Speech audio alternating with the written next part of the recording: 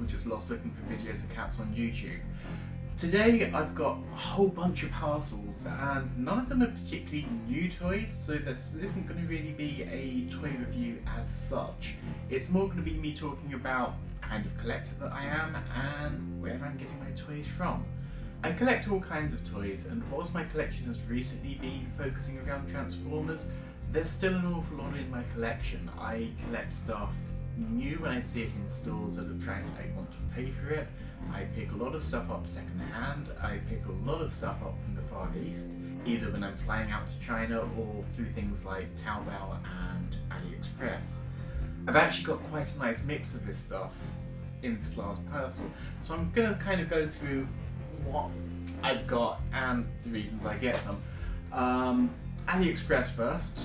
Now, if you don't know, Alibaba is a pretty big sourcing website, and AliExpress has become the way for people to sell to individuals rather than business to business. The stuff that you're buying isn't really intended for the West, so you will get stuff like a lot of knockoffs, because these are the kind of product that are produced for a Chinese parent getting a Chinese wage to spend for their kid, because they want them to have the same cool stuff as we have in the West.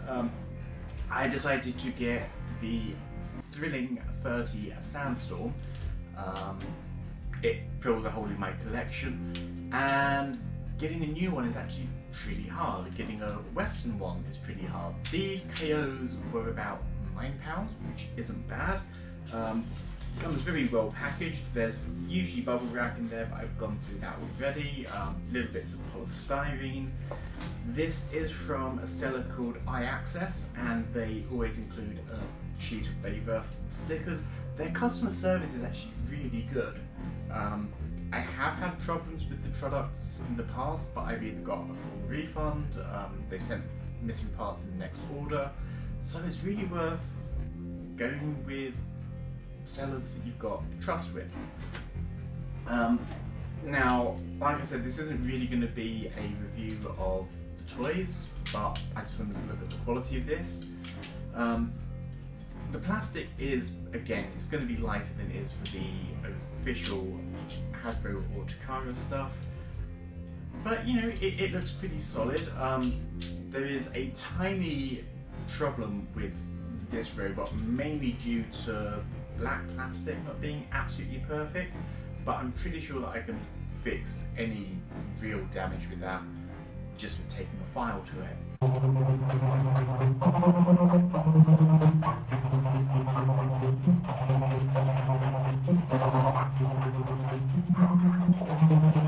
So sometimes there'll be stuff that I don't pick up at retail on its first time round, either because I'm not that impressed with it when I see it in the box. Maybe I don't even see the box because Hasbro's distribution in the UK is kind of shaky, or maybe it just doesn't suit the collection that I'm going for at the time, or I might not even have the money for it. But if I get interested secondary, maybe I'll see somebody doing a good mod with it, or it will just fit the collection as it's developing, I'll pick it up second hand. I do scout a lot of the sales groups on Facebook. I actually picked this up through somebody on Twitter, so shout out to Lothar Hex for getting this for me. It was very well packed, an awful lot of gaffer tape.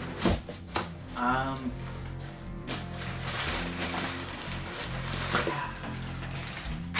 this is a very big ticket toy.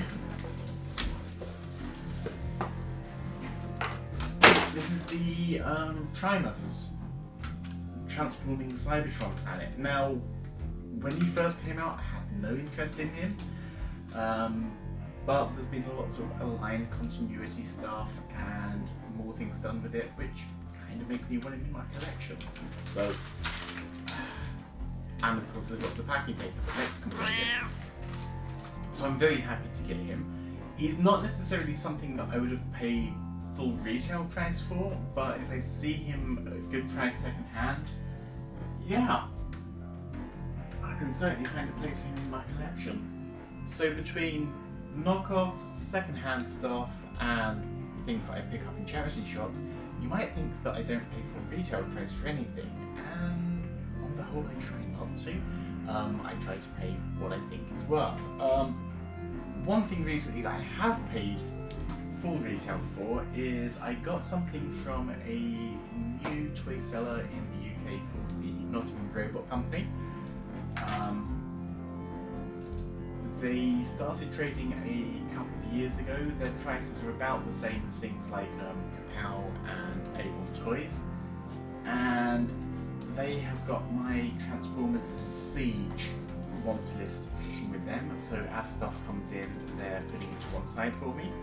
I didn't want to risk waiting to get this, so this is actually my first order sent by post from them, because usually I see them at conventions.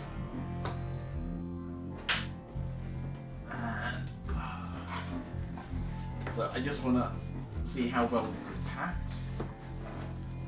So I actually got delivery of this within about 48 hours of paying for it, so turnaround is really good.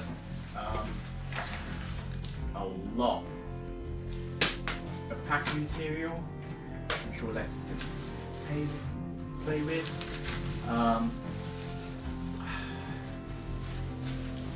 And there we have 3 sweeties, more 3 sweeties, and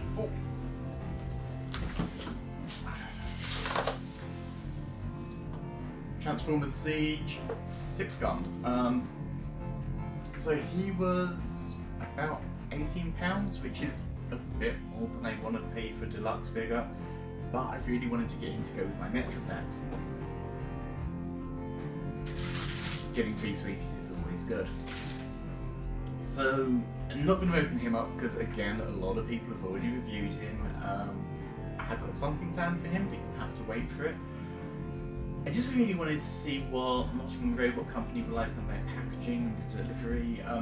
Packaging, fantastic. Delivery, 48 hours. Quality of it, well, it's the official Hasbro one. It's not like a pre-release one. The box is in super good condition. And yeah, I'm looking forward to opening him up. So what kind of collector am I? I'm character based, I'm an opportunist, I try and keep my funds well spent. I mean, I think I've got these 3 for about the price that some people are spending on the Shockwave figure at the moment, and I can wait for it to come down in price. Anyway, if you've liked this video, hit subscribe, turn on notifications, because I'm doing these videos but not particularly regularly. If there's anything you want to see me do, just leave a comment below. And until next time, if you're keeping the mint in package, you're not a toy collector, you're a box collector.